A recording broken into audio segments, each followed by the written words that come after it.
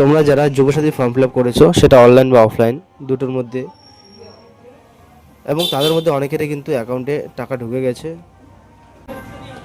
এবং তোমরা mobile check করলে ঠিক এরকম একটা মেসেজ কিন্তু তোমরা দেখতে পারবে, যেখানে লেখা আছে যুবসাথী, এবং তার অ্যামাউন্টটা দেওয়া আছে এবং ডেট দেওয়া আছে এবং অ্যাকাউন্ট নম্বরটা তোমরা মিলিয়ে দেখবে।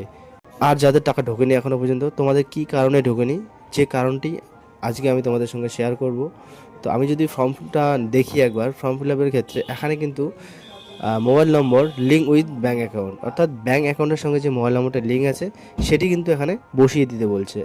এবং এখানে অনেকে ভুল করেছে, যে ভুলটা করেছে সেখানে যে হাতের কাছে যে মোবাইল নম্বরটি আছে বা যে মোবাইল নম্বরটি, যে কোনো একটা মোবাইল নাম্বার আর কি এখানে বসিয়ে দিয়েছে অ্যাকাউন্টের সঙ্গে। কেউ কেউ অ্যাকাউন্টের সঙ্গে যে নাম্বার লিঙ্ক আছে সেটা বসিয়ে দিয়েছে।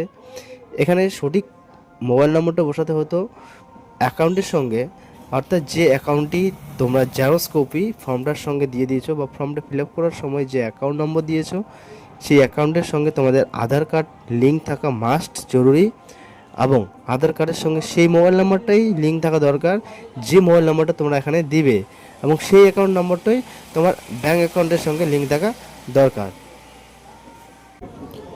যারা ফর্ম ফিল আপের ক্ষেত্রে এই কাজটি সঠিকভাবে করেছে তাদের কিন্তু অ্যাকাউন্টে ঠিক এরকম একটা মেসেজ কিন্তু চলে গিয়েছে বা অ্যাকাউন্টে টাকা কিন্তু ঢুকে গেছে।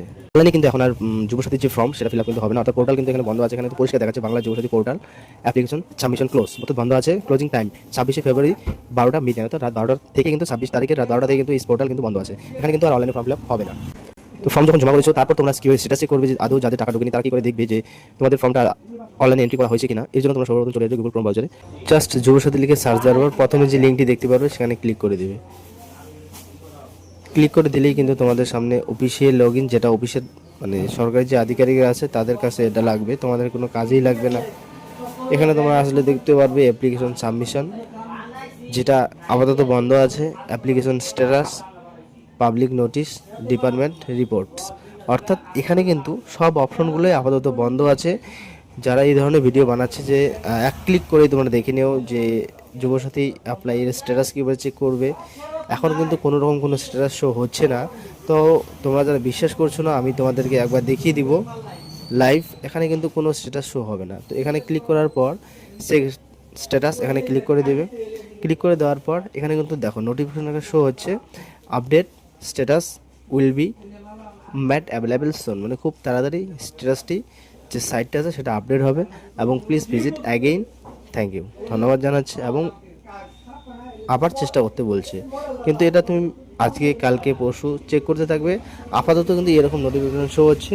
তো এটা কিন্তু কাজ করছে না, জাস্ট তোমরা কিছুদিন ওয়েট করো।